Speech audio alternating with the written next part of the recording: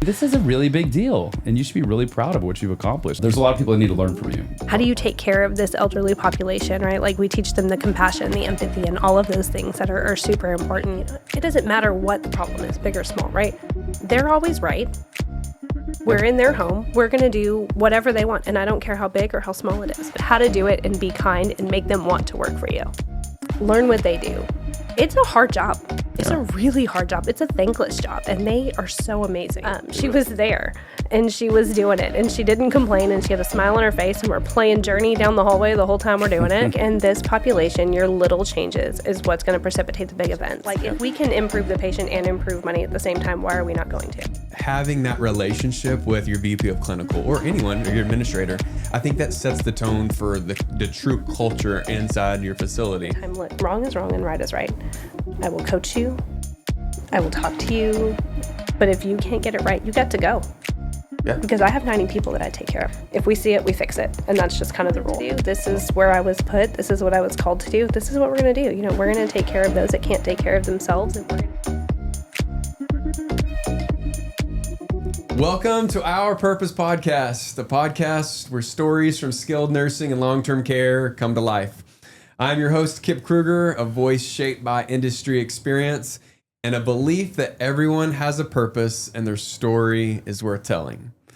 This is our third one of the day, so this is great. We're here at THCA today on their 75th anniversary. I'm excited to talk to you. I'll introduce you here in a little bit. We got CEO of Principal Health, James Dieter. Good to see you. Good to be here, Kip. Glad you're here too. And Mr. Chris Light, our COO. How you doing? A long time no see. It's been a while. Yeah. It's good to see you. Like that jacket though. Yeah, thank you. It's weird. Yeah. We have a super special guest.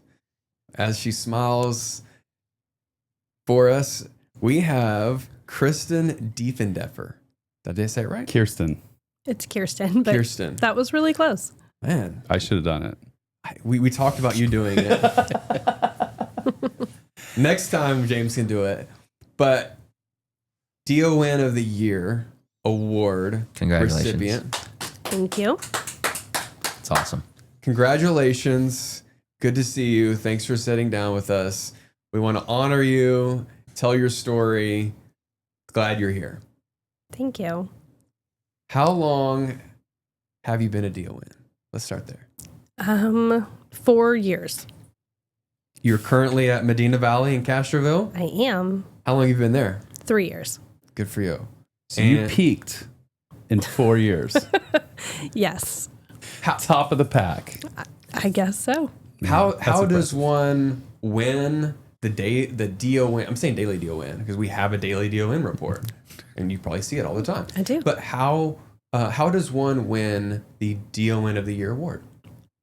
Honestly, I have no idea. I did not even know I was nominated until last night. Oh, wow. Did not know I won. It was all this giant surprise that I was terrified. I was really not happy they didn't tell me about it ahead of time. That's really cool. I cool. had no preparation whatsoever. How was that experience? Like being known, like just super, like short time of knowing and then winning the award. Oh, it was definitely a deer in the headlights moment for sure. That's really cool. We weren't there. Did you all like walk up on stage and select, like, accept your award? I walked up there with, I think it was 11 or 12 other finalists for the state. And then they read this compilation of, nomination letters and things like that. And then at the end, they just kind of tell you who you are. So you get to hear all the nice things that everybody said about you in your nomination letter. Oh, wow. And you don't really know. Who it is. You don't have any idea. That's so cool. That is cool. I wish I could have heard that. It was really cool. So the funny thing is, everybody at work has nicknamed me the Red Dragon. So that we're gonna lead into that one. When they said Red Dragon in that letter, I was like, oh my gosh. Oh no, you knew it was coming. I knew it. Yeah. I love it. So let's set the stage for this. There's 1,200-ish DONs in Texas. A DON is well respected around the industry. I mean, as someone who's really in charge of the clinical well-being of all the residents in the facilities, this is some of the highest acuity patients that we have in the state, and just chronically ill. I mean, I think that this is something like you should be incredibly proud of. Has it really sank in the significance? I mean, I really think I don't think so. no. Yeah, but I mean, this is a really big deal, and you should be really proud of what you've accomplished. And frankly, I was a little bit surprised to hear you've only been at it 4 or 5 years. So you're clearly doing some things right. And we spoke earlier about some of the things we got to hear. I'm interested to hear it from your perspective of what you think you're doing right.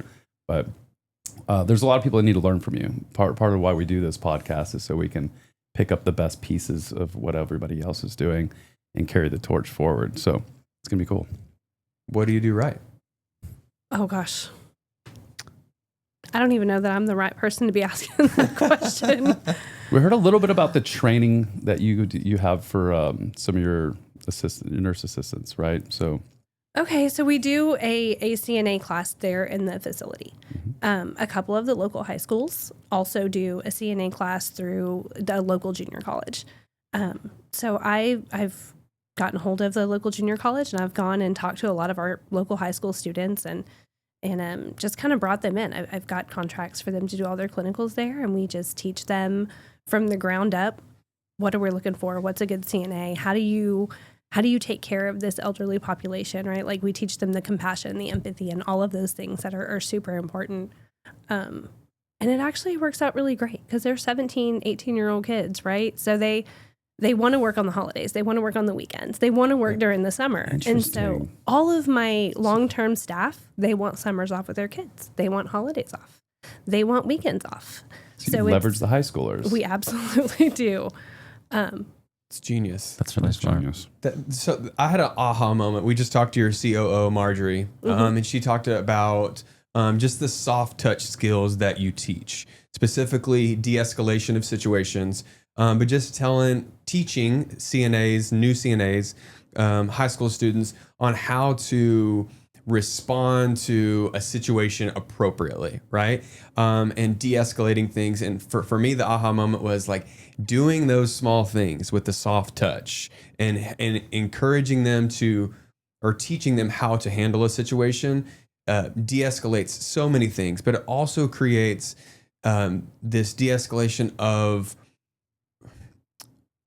the blame game. Like it eliminates the blame game inside the nursing home. So speak to that, speak to your culture. Do you feel like that has been a huge value that you all now can give back to them, to the residents? Absolutely. So we're huge on, you know what, it doesn't matter what the problem is. It could be, I don't know, a bed. It could be the coffee's too cold. It could be, it doesn't matter what the problem is, big or small, right? They're always right. We're in their home. We're going to do whatever they want. And I don't care how big or how small it is. That's what we're going to do. That's interesting. You said we're in their home. We are. I've never heard that before. I've never heard that before, but you talk about culture. That is your perspective of the situation. I think there are a lot of people, especially in leadership, that would say that they're in our home. No, we work in their home. That's really awesome. cool. How do you think that's like made a difference? Like teaching the new high schoolers or teaching the new CNAs, like those soft, how has that impacted like the quality of care that you deliver? So I honestly, I tell all of my CNAs, are you going to do this in your grandmother's house? You going to raise your voice in your grandmother's house? I'm not. I am absolutely not, right? I would get hit in my grandmother's house. Exactly. If grandma tells you to get up and get something, you're going to say, yes, ma'am, and you're going to go do it. And that's what I expect. I love that. That is very cool. What is, I guess, from your perspective, what are you most excited about, like kind of looking forward? And if you could just also run us through, you said you've been a DON for about 4 years. Yes. But what is your path before that? Where did you start from, and kind of what was your kind of trajectory? And then what are you most excited about kind of looking forward a couple of years? So I started out as a CNA. Okay. I was 17, 18 years old. I don't know. I was a senior in high school. I was going to school half a day. I was working half a day. I was doing 2 to 10 a lot. Finally, I was like, you know what? I'm just going to go to nursing school. They sit at the desk all day. They don't do anything. Like, how hard could it be? So I did. And then I very quickly learned it was not as easy as sitting at the desk all day. For sure. I worked a couple of night shifts at a couple of buildings, and I was still my very first year in nursing. And I came to a building, and my ADON, I was on the verge of getting fired. Actually, my DON hated me. Am I lying? That's the truth. So I was on the verge of getting fired, and I was working in 6 to 2. I was only there for 2 weeks. And I had no idea what I was doing. So my ADON calls me, it's middle of the night, and she tells me, I need you up at the building at 3 a.m. And I was like, uh-oh, I'm going to get fired. She said, I'm going to make you the best damn nurse in this building. Oh, that's cool. Yes, ma'am. Oh, okay. So every morning at 3 or 4 o'clock in the morning, I was at the building and I was learning how to do patient care, how to do the basics, how to read labs, how to call doctors, how to write the notes, how to manage my floor, how to manage my CNAs, and do it being kind, right? You always hear about Nurse Ratchet, or you always hear about that awful nurse that's yelling at your CNAs and doing all those things, but how to do it and be kind and make them want to work for you. ABK. ABK. That's so cool. So she basically took you under her wing and just showed you the ropes. Absolutely. Why do you think she chose 3 or 4 in the morning? Because she's ridiculous. I don't know. Was that more like of a test, do you think? Like, we're like, hey, we're going to make it painful? It probably was, yeah. Yeah. She was a Army medic attached to a Marine Corps unit, so she's pretty hardcore. She was like, 3 a.m., get up, be at the building. I love that, though. Look at where you are today, and you think about the fact that you had this experience as a high school student, right? And then you didn't just jump into nursing, which a lot of people do. You actually did the tough route, right? So you actually cleaned up after patients and all the things that go along with the assistant role. Then you went to nursing school, and then you had a mentor. And think about how that probably shaped you. If you take the alternative to that, which is you just went into nursing school and then had an easy road, you probably don't get the mentor. You don't have the perspective, from the assistant role. So that's interesting. You don't. And, I tell all of my CNAs that want to go into nursing school, I tell them, please be a CNA for at least 6 months. Yeah. Learn what they do. It's a hard job. It's a really hard job. It's a thankless job. And they are so amazing. They really are. And they make the difference. They make a big difference. I actually have a close friend that's mother's in a facility right now in Houston. And, the CNA role, that's actually what they talk about. I think it's interesting. She has no healthcare. She's in accounting, right? And she's been telling me the story. And I'm like, that's really funny. She doesn't talk about the nurses, not the doctors. I mean, it's all been about the CNA. Yeah, that's who you see every day. Yeah.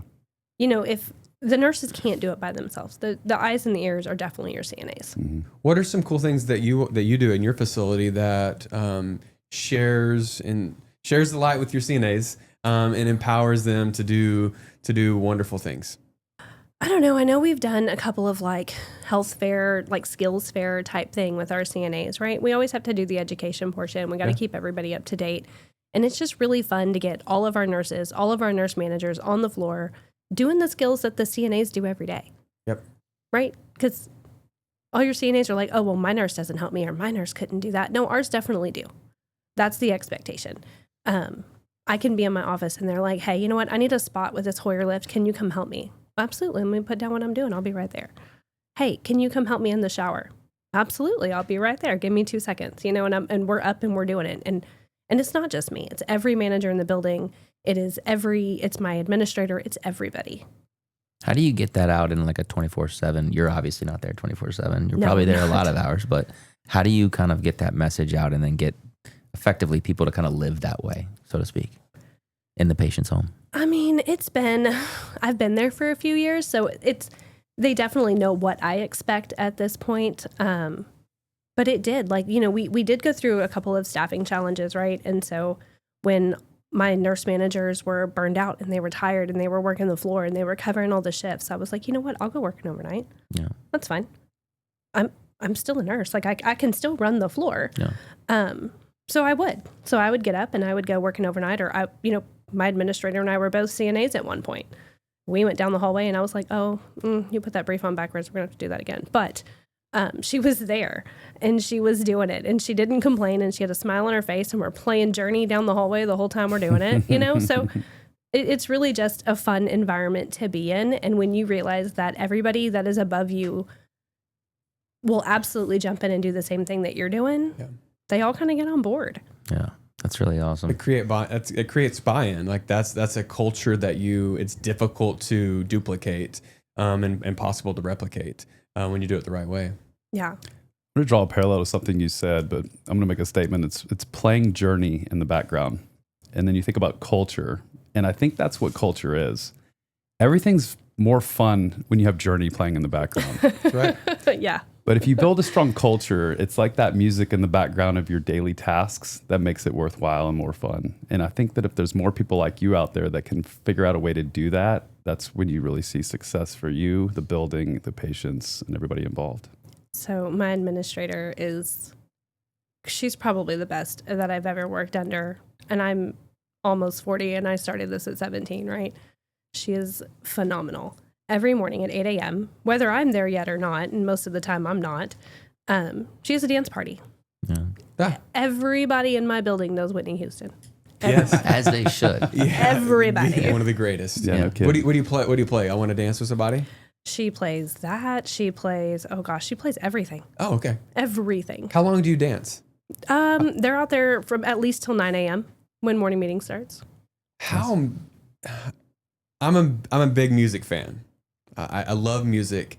You don't say. I do. A little DJ bit. Kip? I love. I feel like music in our lives, like music is therapeutic. Music is good for the soul. Absolutely. How cool that you all incorporate music into the lives of your residents and your staff, and it just makes you feel better. It does. It puts everybody in a good mood, right? So like some of these nurses are there at like 5:30, 6 o'clock in the morning, right? And I've been there and it's not great, working that shift work and being up early. So when the managers get there, if everybody's in a bad mood, everyone's going to be in a bad mood. Yeah. But if we're jamming out and we're doing karaoke and dancing and simultaneously walking down the hallways and doing our room rounds and making sure everything's up to date, we will literally dance down the hallway and be like, and change that and do that and do that. And they're right behind us dancing and laughing and singing and doing it too. So we just kind of make it a group thing. I love that. One thing that I did as an administrator was I would play music when they ate. So like for lunch, what they would do is they would like when the residents sat down for lunch, I would DJ for them and I would play music like during their lunch. And I promise you, like I didn't make it up, but the residents would eat better and have a more like nutritional like atmosphere, or weight loss went down. Moods improved just from, I feel like, music. It's a double-blind, placebo-controlled study by DJ Kip. These are facts. Yeah, But I mean, physiologically, serotonin levels increase, cortisol levels drop. I mean, there's a lot to be said about music and what it does to the brain and the neurotransmitters in the brain. So, I mean, we know this from pets. I mean, I don't know if you bring any pets into the facility, but We do. I mean, petting a dog actually calms you down. Your blood pressure drops out. I mean, not drops out, drops safely. But no, there's a lot to be said for that, and I think that these are some of the simple things. I feel like the longer we do this show and the more people we talk to, it's like there's just a lot of simple things that when you do them all right, they make a profound difference in the lives of those in your facility. Do you do dance parties at home?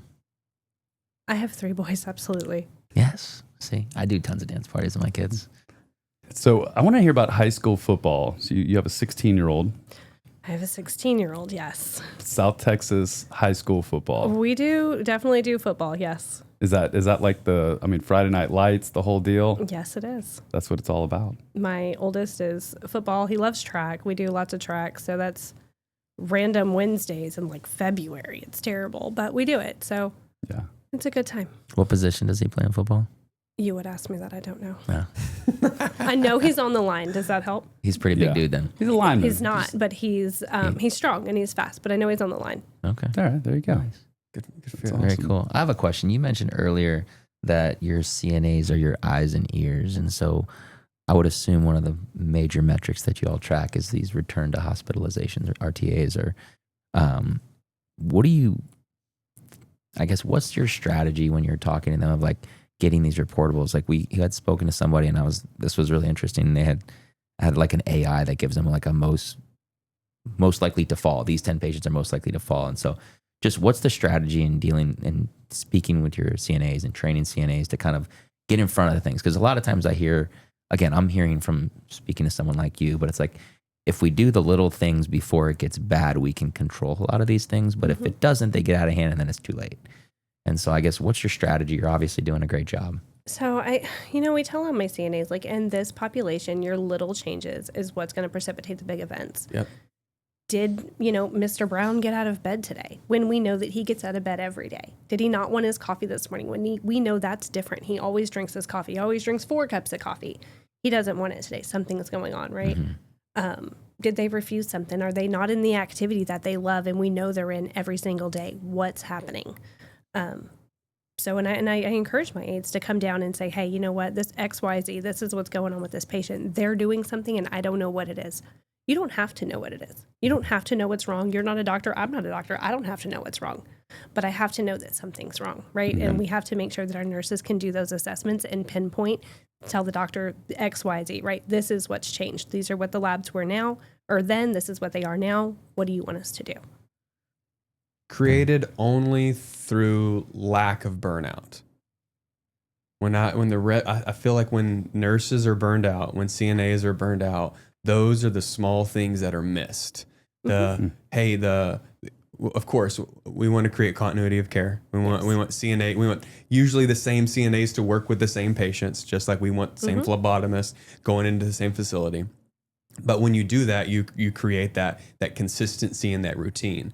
And when you create that and you have burnout, you miss that little that routine. The things you talked about, like, hey, he drinks 5 cups of coffee. Now he doesn't drink any. Like, that's a little small thing that can impact the life of the resident. It could be, unfortunately, life or death situation sometimes. Yeah, and I've tried to tell my nurses, and I've tried to preach this just across the board. Like, I don't ever want to hear that's normal for that patient. It's either normal or it's abnormal. Like, there is no in between. I don't want to hear that, oh, Mr. Jones is in bed all the time and that's just what he does. No, something's wrong. You just don't know what it is. Mm-hmm. And so you need to do a better job of investigating and doing an assessment. If you need help, come ask. I will go with you. But we're going to figure it out. We talked about, like, locomotion and movement and the importance of moving residents, getting them up out of bed as much as frequently as possible. Speak on that. Like, why is that important? Why does this, if I'm a CNA watching this, like, why do I need to get Mr. Jones out of bed? Like, he wants to stay there. Like, what's the importance of actually moving the resident? I mean, honestly, like, when you're getting them up and you're taking them activities and you're taking them into meals, like, that's their socialization. That's all they get. Yeah.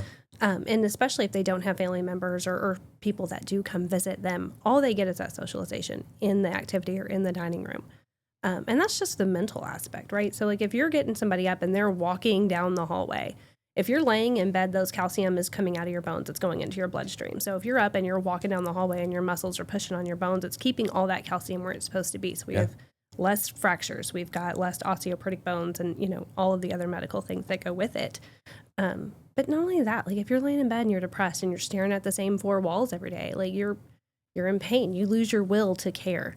Yep. And we don't want that, right?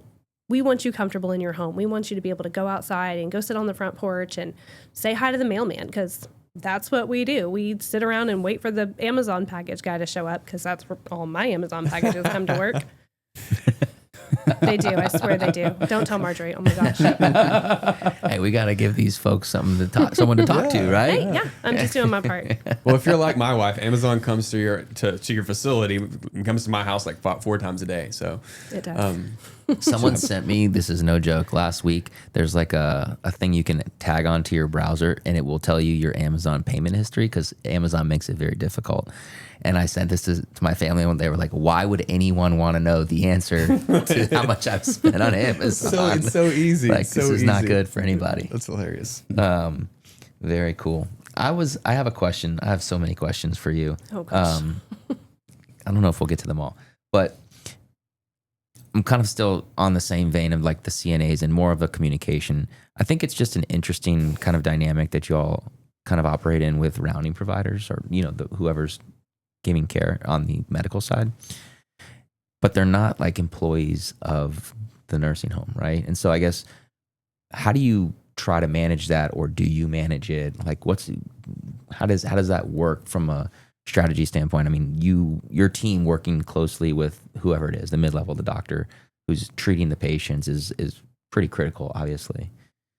So morning meeting, I literally go through, and not everybody does this, and maybe it's my OCD ADD tendency, but I go through every single patient in the building every single morning.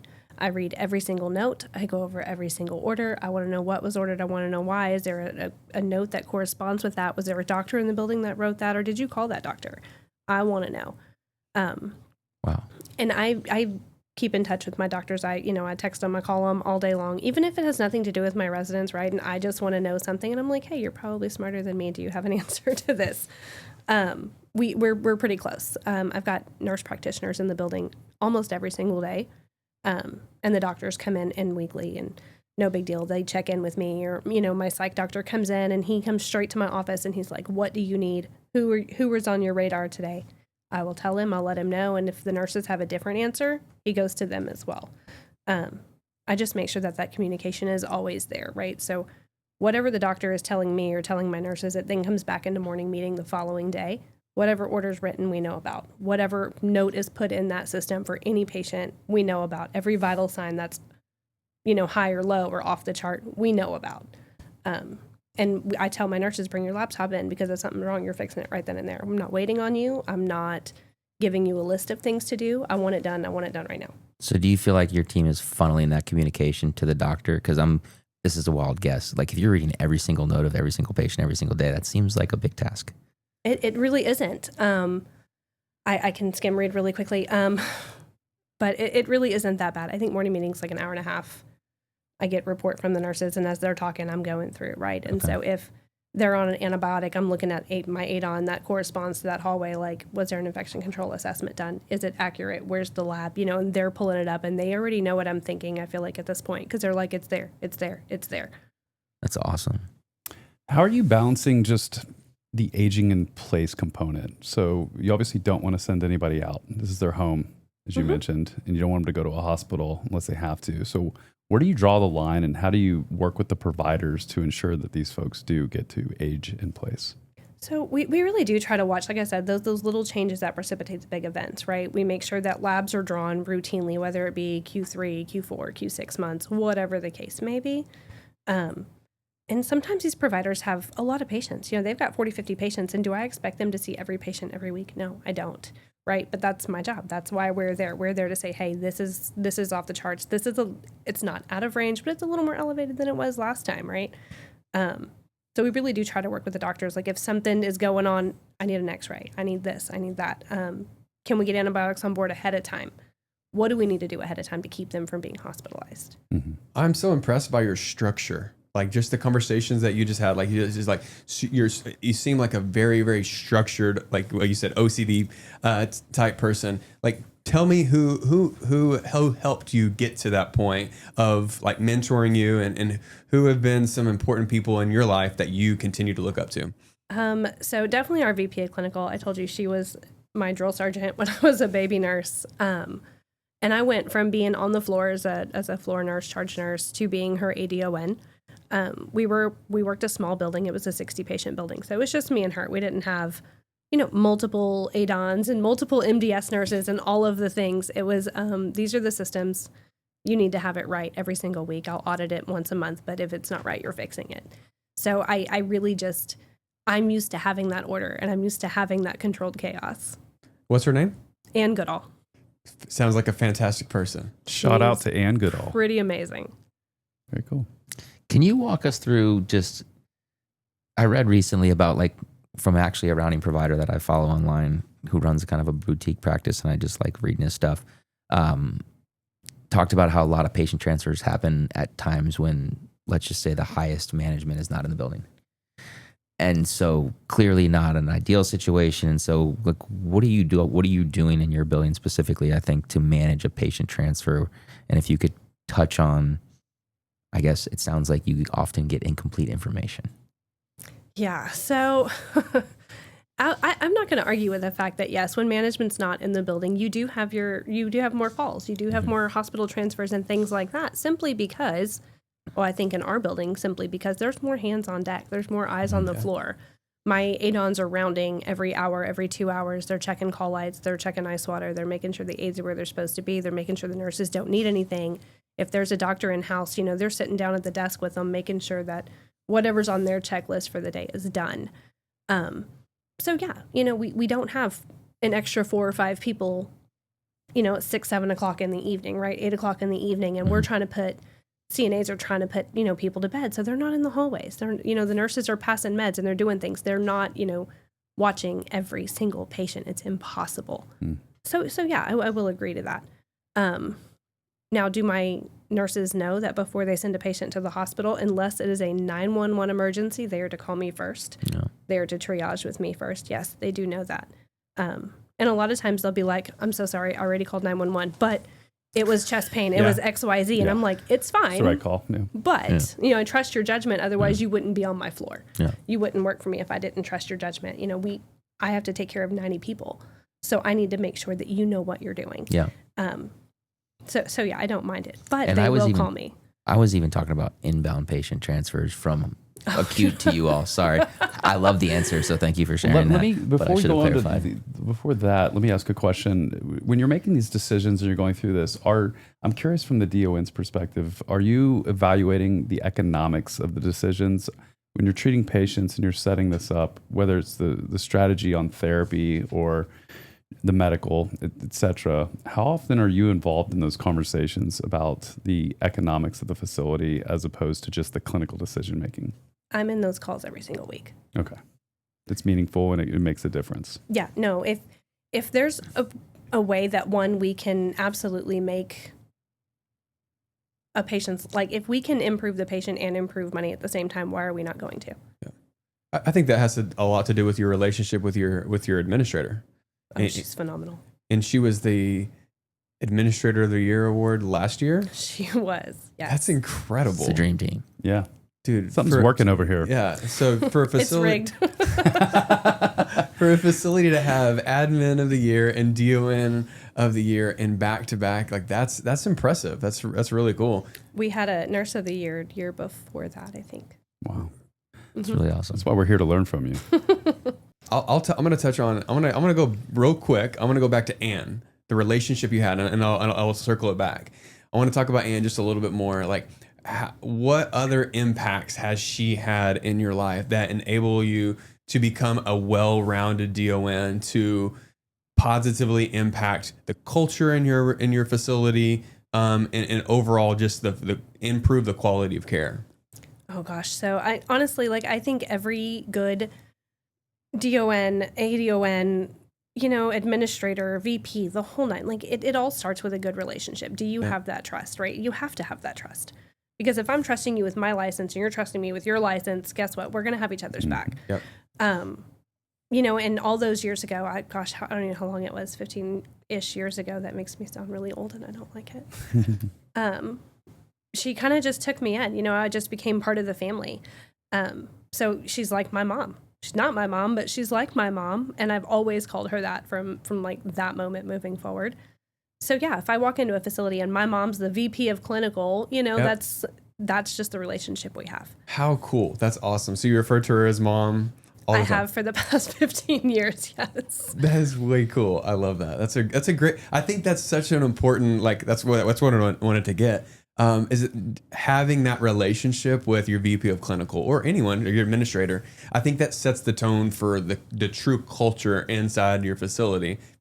There's no reason, or there's no wonder why there is an Admin of the Year and DON of the Year in the same facility. That's fantastic. Yeah, I mean, and I will absolutely tell you, she is not harder on anybody else in that building than she is on me.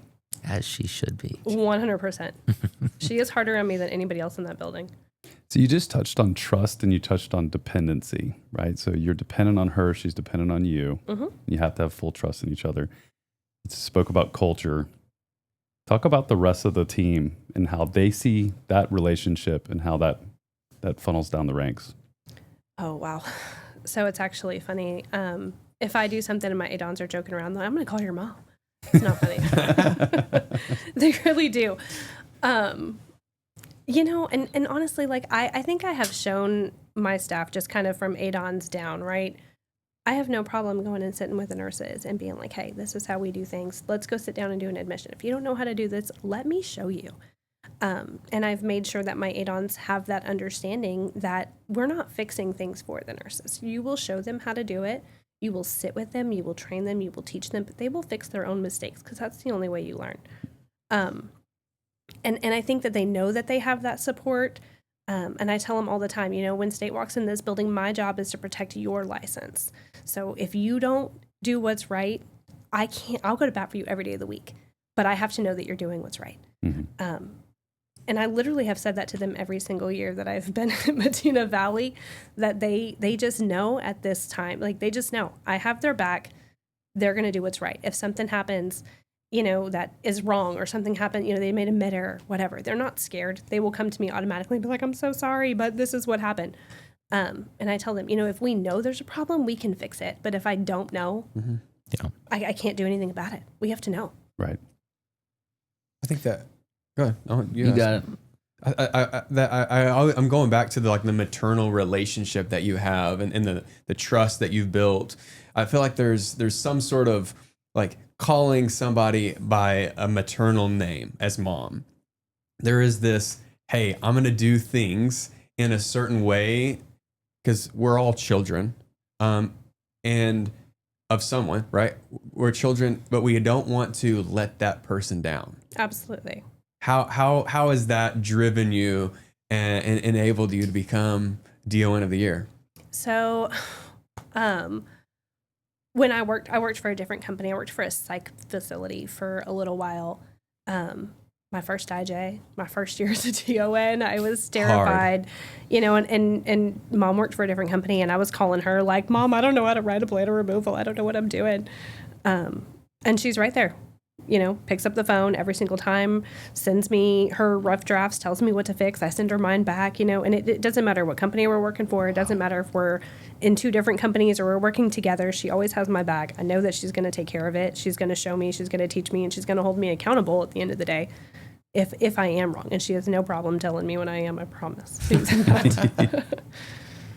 You mentioned a big word right there was accountable. And so I had written down something I wanted to talk to you just on general, like being a firm leader. And so you seem quite kind, but it sounds like you don't, how do I say this politely? He was about to say you don't put up with shit. Yeah, No, exactly. I think what I say in our company a lot of times is I say we're fair and firm, right? Yeah. And so I guess we've talked a lot about all the positive things. And so can you kind of walk me through your leadership style from a standpoint of I have a real challenge here that I need to kind of address, and I'll tag that with it sounds like you might have more CNAs available to you based upon the structure you have in place, but generally there's a shortage. And so it's something that we deal with commonly is okay, I have a real problem, but I don't have a revolving door of people to just kind of replace. These people have to be trained. And so kind of walk me through that when you have a situation that's not going the way you want. And the kind of that first level retraining or second level, or sometimes third level is not exactly going the way you want it. So, there was a time where we lost a staffing coordinator, and she took every CNA we had. I literally had, 2 full-time CNAs in the building. Wow. It was the only time we used agency. We did it for 30 days. And I said, after 30 days, that's the cutoff. We're going to figure it out. We're going to just make it happen. And God's going to just continue to bring the people that we need to our door. I firmly believe that. But I tell them all the time, look, wrong is wrong and right is right. I will coach you. I will talk to you. But if you can't get it right, you got to go. Yeah. Because I have 90 people that I take care of. I've got family members that depend on me to take care of their loved ones, and that's what we're going to do, right? And I will not be held over a barrel. I do not care if I have to work the floor myself. I've done it many times. I don't care if I got to get in there and do all the showers. I will do them. Mm-hmm. I think that makes you a good DON. I mean, I would say great. Great, yeah. The DON position is probably the hardest position in long-term care. Absolutely not. The ADON spot is terrible. Is it? Absolutely. They work the hardest in the building. They do. It is their job to make me look great, and they do an amazing job. Good for you. That's also a phenomenal leader who would never take the credit. Yep, exactly. Yeah. 6'7", But well done. But I think it takes a special person to impact your staff, right? There has to have critical conversations. You have to be fair and firm. And it seems like you do a really, really good job at that. Do you enjoy those conversations? Do you enjoy that structure? I do like the structure. I 100% will be fair, whether I like it or not. I don't like everybody I work with, right? Yeah. Surprise. Yeah. You don't say. But It's not a job requirement, right? You don't have to like everybody, but you do have to be fair, whether you like them or not. You do have to look at it. You got to kind of take a step back and be like, okay, what is it like in their shoes? What's it like in their shoes? And just kind of figure. And, I don't do it alone. Patrice is amazing. My administrator is phenomenal. If I got to pick up the phone and call my mom, I will. If I got to pick up the phone and call Marjorie, I will, and be like, hey, I don't know that I can step back out of the situation. I need some help. And I don't mind asking for the help, and they don't mind giving it. So I think that's really what makes us a great team. Sure. What's the best day, like a best day in the life and the worst day in the life? Oh, God. Best day in the life. I don't know. We have dance parties in the morning. We have breakfast over a morning meeting. It's not terrible. By the time we're at a morning meeting, I kind of get my to-do list down. I make all my managers go serve lunch, right? Everybody, all hands on deck, every department in the dining room serving lunch. That's cool. We do it every single day. And if we're not in there, they're like, is State in the building? What's going on? Where are my people? You should make State serve with you next time. Yeah. I don't think they would like that.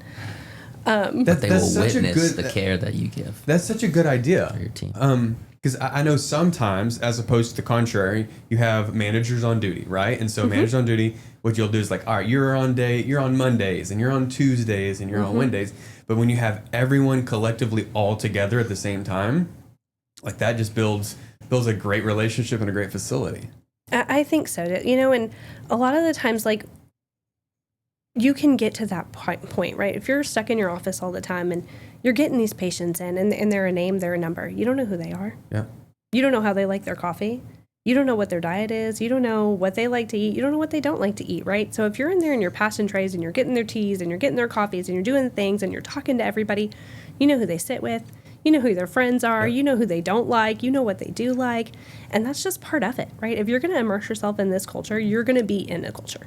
Yep. You're going to be in there. You're going to be in there every single day. You're going to help your aides. You're going to help your nurses. Because sometimes nurses are still doing AccuChecks.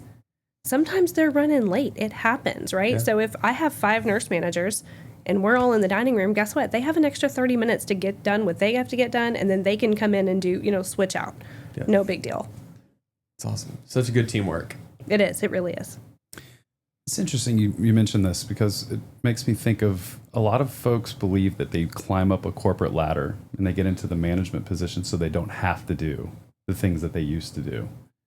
So I guess it's, maybe I know the answer to this, but I'll ask it. But how do you get your management team to believe in this type of culture and to be part of the solution where they're willing to do these things that some might believe are under them? You do it with them. Good. You do it with them. Like, I can remember, like, we have switched around roles of ADONs so many times, these poor people.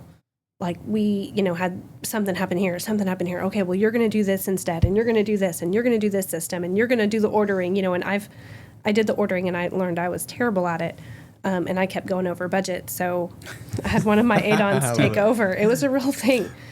And so I was meeting her in the supply room every day, and we were carrying in boxes of supplies and putting them away in the supply room. No big deal, and I had somebody come, oh, I need to speak to the DON. And they're like, she'll be busy for the next 30 minutes. She's putting away supplies. And they're like, she does that every week.